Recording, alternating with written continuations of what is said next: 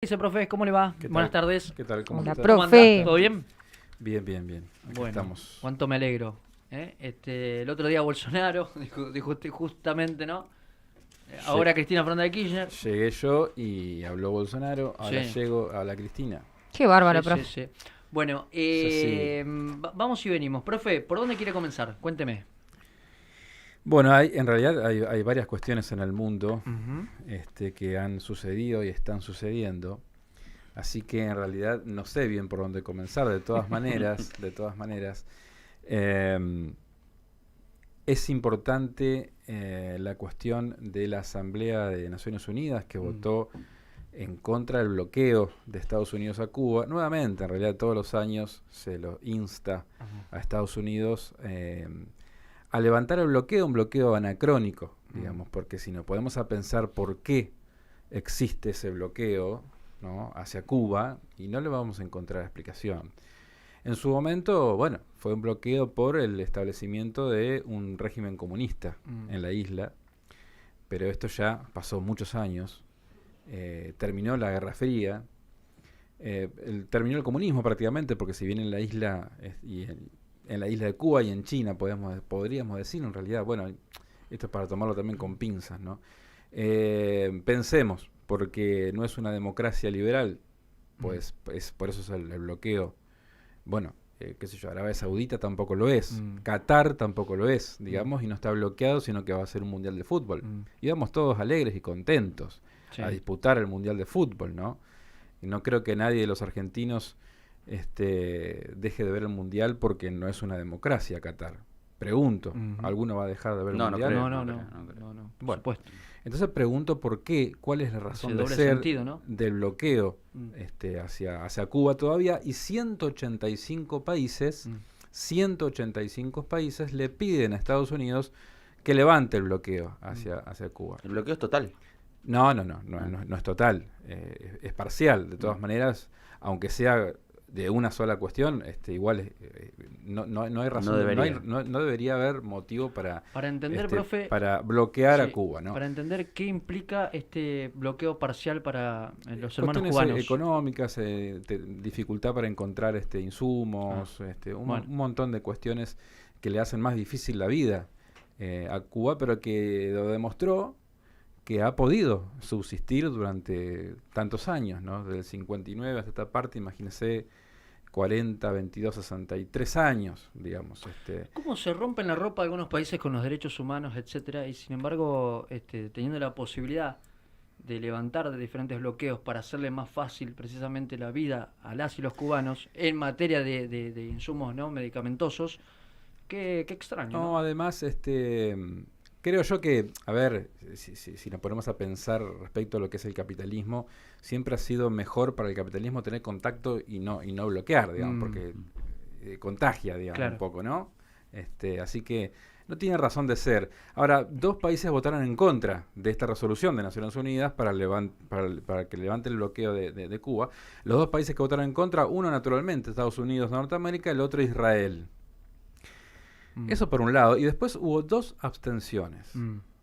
Una, Ucrania, Ah, con Zelensky a la cabeza.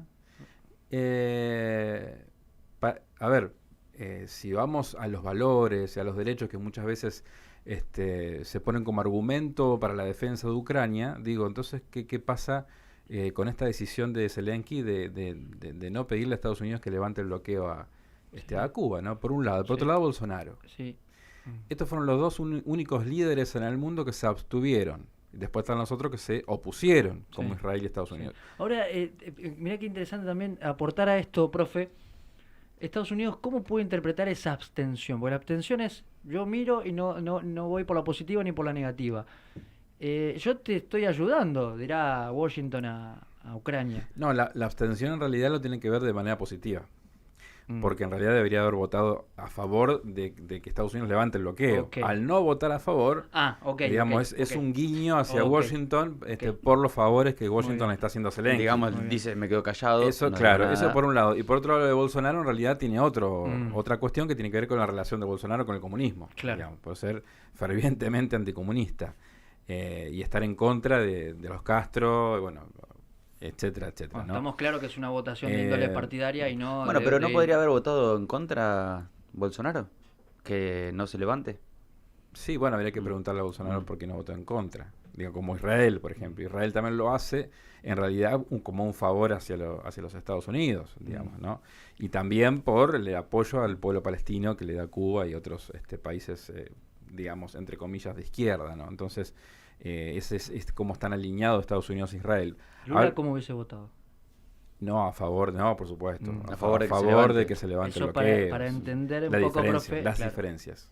Claro, sí, por que supuesto. son miradas partidarias y no miradas de Estado, ¿no? Hubo elecciones en Israel, Mm. ganó Netanyahu, vuelve al poder Mm. con su partido Likud, que digamos, la extrema derecha de Israel. Esta cuestión no la puedo tomar como positiva, en el sentido de que, por ejemplo, hace poquito, y lo hemos dicho aquí, se ha firmado un acuerdo entre Israel y el Líbano para la demarcación de su frontera marítima, Mm. y se pusieron de acuerdo en la explotación del gas en el mar, digamos. Y esto ha sido histórico realmente, ¿no? Incluso un comunicado de Hezbollah donde decían que bajaban un poco, para que lo entendamos, ¿no? Bajaban un poco la guardia, en el sentido de que de estar tan atento al conflicto con Israel. Y por supuesto que está la cuestión palestina pendiente, pero que al haber solucionado el tema fronterizo, también había una especie de relajación en la frontera entre el Líbano e Israel. Ahora, la gran pregunta es si asume Netanyahu, porque es un esquema parlamentario, digamos, así que hasta que no asume, no lo vamos a dar por hecho, aunque es casi un hecho. Veremos qué pasa con ese acuerdo, ese histórico acuerdo entre Israel y el Líbano. Si lo ratifica Netanyahu o lo tira abajo, digamos. Entonces, otra vez vuelta a empezar, ¿no? Como el mito de Sísifo, ¿no?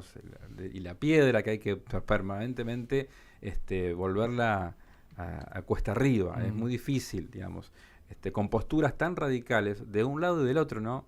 Siempre tenemos que pensar que son mejores los moderados, al menos en teoría, ¿no? Sí, o los teóricamente moderados, Mm. tanto en Irán como en Israel, como en cualquiera de los lugares del Medio Oriente, para que se pueda ver arreglos que sean mantenidos en el tiempo, Tener ¿no? la postura muy de un Entonces, lado o del otro. al tener una ultraderecha en Israel en el poder, uno imagina que se van a seguir expandiendo las colonias de judíos, sacándole tierras a los palestinos, y esto no es lo que queremos, digamos, ¿no? Al menos el mundo, incluso Estados Unidos en algún momento también, le ha sido muy crítico con estas políticas de cada vez tener más tierras donde hay un etnicidio, digamos. Y alguna vez vamos a poner un poco el claroscuro sobre lo que es una etnia, ¿no? Porque a veces se confunde un poco la terminología entre etnia, raza, pueblo, etcétera, ¿no? Entonces Religión, vamos religión, exactamente, vamos a poner un poco en claro para que entendamos de qué estamos hablando cuando decimos etnia, ¿no? Y qué es un etnicidio. Es la muerte o el reemplazo de una etnia por otra etnia, ¿no? Entonces, no es algo que podamos querer en ningún lugar del mundo, digo, ni en Israel, ni en Palestina, ni en ningún lugar del mundo. Por otro lado, en Pakistán, Imran Khan era el primer ministro hace un tiempo, pero tenía posturas un poco diferentes a las de Occidente, ¿no? Se inclinaba un poquito más hacia Rusia y China, y no tanto hacia los Estados Unidos. Fue depuesto Imran Khan hace unos meses, que dejó de ser el primer ministro de Pakistán. Bueno, ayer hubo un atentado a su vida. Es el político más popular de Pakistán, por otro lado, donde cada presentación de él son miles y miles y miles de personas que lo acompañan. Ayer atentaron contra su vida. Algunos hablan de la mano de la CIA, obviamente, que no me consta de ninguna manera. ¿Un impacto de arma de fuego en los pies? Sí, pero bueno, lo quisieron matar. Que le dieron en los pies, una anécdota. Claro. Pero de hecho hubo otros heridos, no sé si hubo algunos muertos, y fue capturado la persona, donde dijo que él actuaba solo, digamos. Pero bueno, se sospecha de una mano occidental en cuanto al atentado contra Khan, ¿no? Así que una situación bastante compleja en el mundo y con todos. A mí me gusta también ir para que la gente vaya viendo en distintos lugares del mundo cómo se van moviendo, ¿no? Mm. Los distintos poderes, por ejemplo, lo que pasa con Cuba, el bloqueo con Cuba, lo que pasa en Naciones Unidas, qué pasa en Israel, qué pasa en Pakistán, ante las posturas que tienen los líderes, favorables o no a distintos sectores de esta disputa por el poder mundial que siempre me gusta hablar, ¿no? Muy bien, muy bien. Tenemos otro tema. Estuvo más, profe? y Sí. está Evo Morales Sí. en Santa Fe. Se lo vio también en la cancha de Colón. Pateando Hasta mañana, penales. en teoría. Estuvo en la feria y está en la Feria Nacional Popular. Así que tuvo algunas palabras. Bueno, se presentó un documental sobre el regreso de Evo, donde bueno se cuenta un poquito qué es lo que pasó en Bolivia con su gobierno, qué pasó con la denuncia de fraude en cuanto a cuando fue reelecto, el golpe de Estado, digamos, Yanina Áñez, etcétera, todo lo que ha pasado, y después finalmente el triunfo en primera vuelta y de manera demoledora de Lucho, como le gusta decirle a él, Lucho Arce, ¿no? Que es el actual presidente de Bolivia. Y que una de las cuestiones que él plantea justamente es que el golpe de Estado a él se lo dan por el manejo de la cuestión del litio, ¿no? Ustedes saben, el litio es un mineral que es vital para poder producir las baterías con que nosotros usamos los celulares, las notebooks, y lo que se va a usar para las baterías, o se usa para las baterías de los autos, eléctricos me refiero, ¿no? Lo que se viene, digamos, la cantidad de producción de autos eléctricos. Entonces, lo que él propuso e hizo en Bolivia es la nacionalización de los recursos naturales estratégicos, fundamentalmente lo que es hidrocarburos y el litio. ¿Esto significa que es todo estatal? No. O sea, el Estado controla la producción de litio. Puede haber empresas privadas participando, pero se llevan un porcentaje menor. Antes era al revés. Digamos, la mayor parte de las ganancias por la explotación de litio se la llevaba las empresas extranjeras y algo, creo que un 14 o un 18% quedaban para Bolivia. Bueno, lo que él hizo fue invertir la relación, ¿no? Que la mayor parte del capital quede en Bolivia y sí una pequeña porción pueda llevarse las empresas extranjeras. Es un modelo que se está repitiendo en México. Con López Obrador, los mayores productores y exportadores de litio está Chile, Bolivia y Argentina, en una misma cuenca, si se permite el término, no sé si exactamente sería el término, o yacimiento, no sé cómo será exactamente el término, y México también tiene mucho litio. En México han visto qué ha hecho Evo Morales en Bolivia y ha replicado el esquema y se ha creado una empresa estatal que va a ser el encargado de coordinar la explotación y la exportación de litio de México, con participación extranjera también y capital privado, por supuesto, no es todo estatal, digamos, pero sí que controlen ellos este recurso estratégico. Sí. Y lo ha dicho Evo Morales, es el futuro próximo de América Latina si queremos progresar y también no depender tanto de la exportación de materias primas, sino la producción de baterías aquí en América Latina y la exportación de la batería, digamos, ya hecha. Es clave este recurso para América Latina, el litio.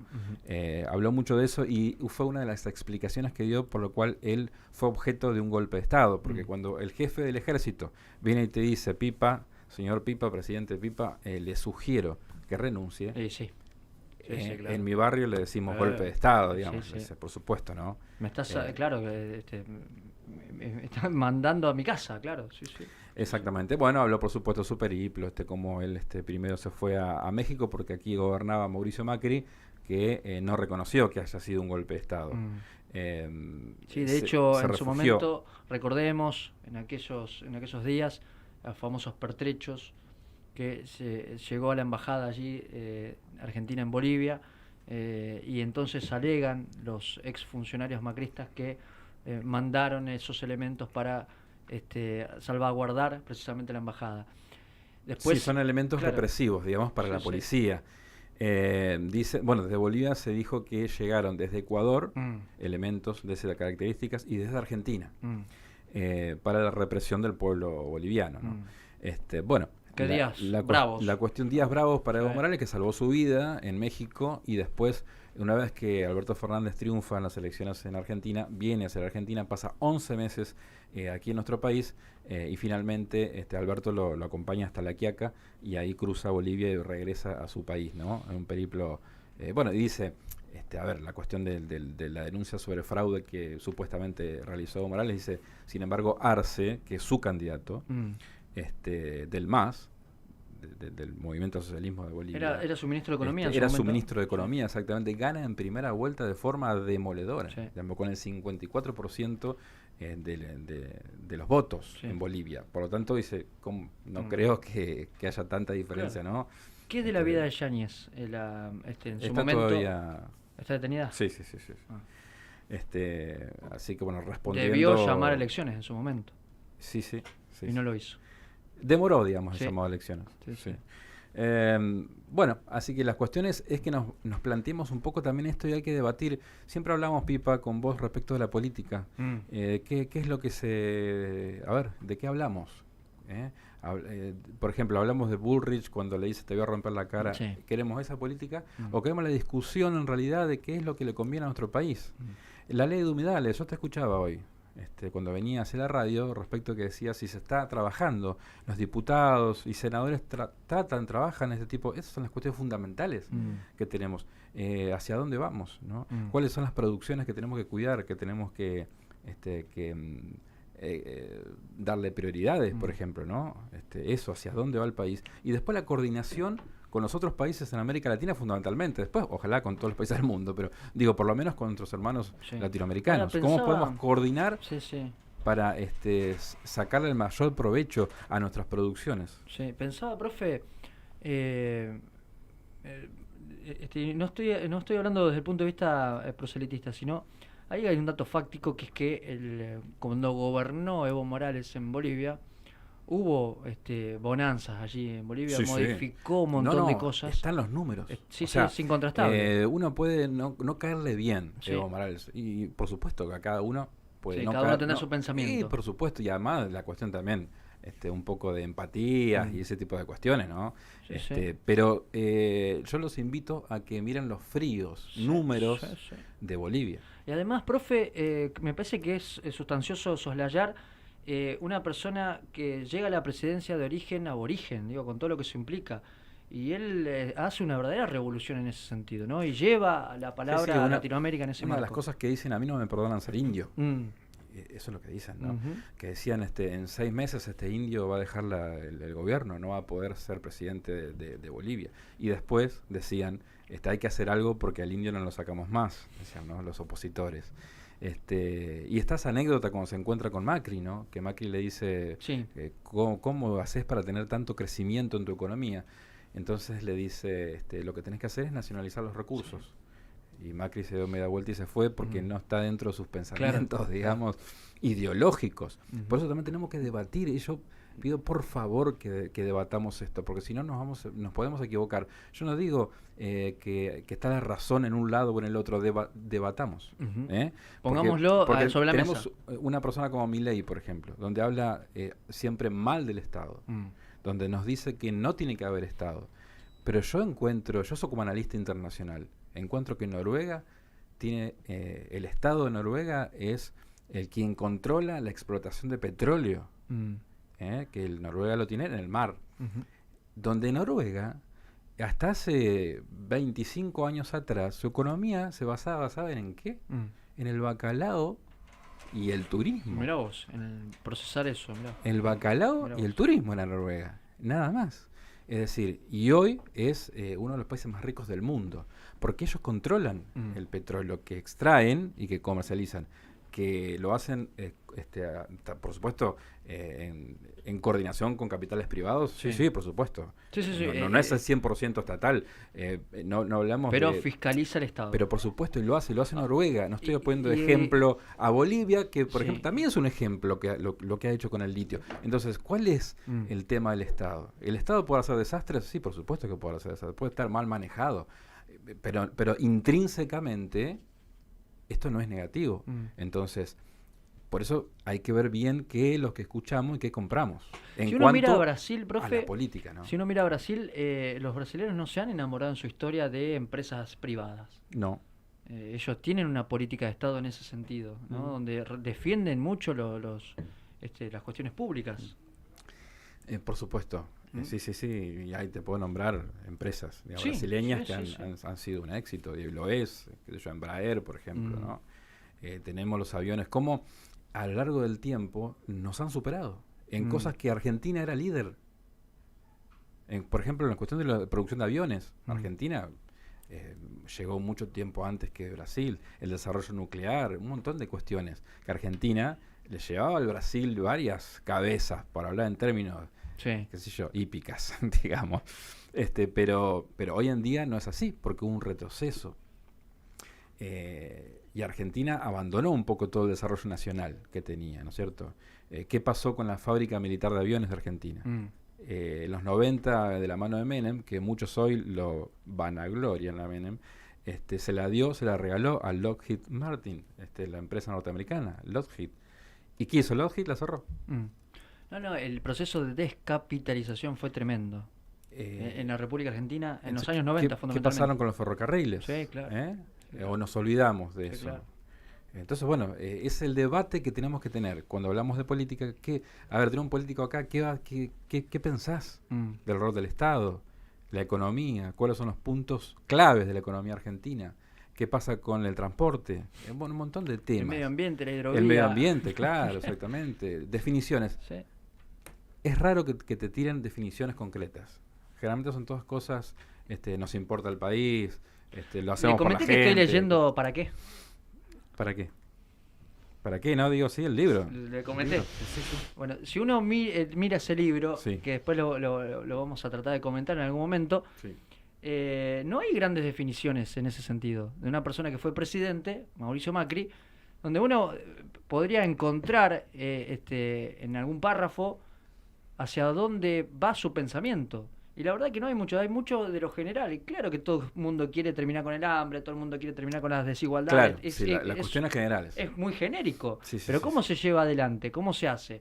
Bueno, yo creo que en su visita, y ahí te lo engancho, profe, Evo Morales dice, bueno, lo que yo hice es nacionalizar, lo que yo hice es transferir los recursos del Estado a las intendencias para que vaya todo al terreno, lo que yo hice es ponderar la educación. Y bueno, me parece que eso son políticas de Estado, que debemos, ¿no? Con matices, obviamente, porque no es lo mismo Bolivia que Argentina, que Paraguay, Chile. No, seguro. Con no. matices, llevar adelante. O cuando yo comparo, por ejemplo, cuando lo cito a Noruega, ¿viste? Muchos me dicen, Sí, claro, no sí, compares sí. Noruega con Argentina. No, a ver, no es una cuestión de comparar ni la cultura, ni... Lo que digo es que se pudo de determinada manera, y discutamos eso, discutamos el rol del Estado respecto a la economía, por ejemplo, ¿no? Entonces, hay un modelo que funcionó, tanto en Europa como en América Latina también, porque de hecho el modelo boliviano ha dado buenos resultados. Sí. Entonces después, bueno, discutamos otras cosas que discutir, qué sé yo, si Evo Morales se quería eternizar en el poder, si no respetaba la Constitución, bueno, bla, hay un montón de cuestiones. Sí, podemos discutir eso, pero bueno, la cuestión central pasa por otro lado, en realidad. Así que, bueno, Sí, es pensaba interesante. El tema del litio, empresarios y empresarias muy cercanos a Sergio Massa que están explotando eso. Sin embargo, es cierto, no se está hablando esto con contundencia. Si esto es el futuro, si vienen y te dicen, che, mirá que tienen ustedes un recurso sobre el cual lo tienen que explotar de manera inteligente para un país próspero. Y Ahora, no se está discutiendo eso. Yo digo, existe la OPEP, Sí. la Organización de Países Exportadores de Petróleo, productores y exportadores de petróleo, ¿no? En donde no solamente están los árabes, sino está Venezuela, Rusia, etcétera, ¿no? Estados Unidos le pide a la OPEP poder incrementar la producción de petróleo para que pueda bajar, etcétera, y además frenar los precios de Rusia. Fundamentalmente se lo pide para eso. La OPEP le dice que no va a incrementar. Es más, que va a desacelerar la producción de petróleo. A Estados Unidos se lo dice. Fuerte. Es decir, ahora los países productores de litio, no pueden tener una herramienta común. Lo que decía desde México, ¿no? Decían, el problema es la legislación de los distintos países, están un poco contrapuestas, ¿no? Habría que internamente cada país tener una legislación que sea similar, tanto en Chile como en Argentina, en Bolivia y en México, para poder coordinar acciones. Entonces, a ver, ¿qué pasa con los legisladores? Diputados, Sí. ¿están trabajando sobre esto? Sí. ¿Se dieron cuenta de esto? Mm. Que esto es el futuro, que esto es el futuro de la Argentina Sí. y de la región. El futuro no es las PASO, la boleta, bueno, la boleta única de papel es un Para ellos sí. esquema muy interesante, pero digo, hay temas me parece más Otro importantes. tema. Pero nos quedamos en el barrio. Sí. Lula. Sí. Lo he leído en otros idiomas, no lo he leído en español. Ahora digo, ¿no? Mm. Hace un tiempo sí, y de hecho lo hemos hablado acá. Dicen que el desafío más importante que va a tener Lula es el establecimiento de una moneda común del sur. Sí, algo se había hablado en su momento. En su momento sí. algo se había hablado. Sí, Ahora sí. se está hablando en medios internacionales, que uno de los desafíos de Lula es al menos comenzar el proceso. Porque esto no es que de la noche a la mañana vamos a tener una moneda porque nosotros somos... Que era hacemos una todo en moneda 2 días. que, bueno, ¿habían puesto el nombre o no? Algunos hablan de sur, del nombre sur. Sur. No sé, después Sí. el nombre se discutirá, no sé.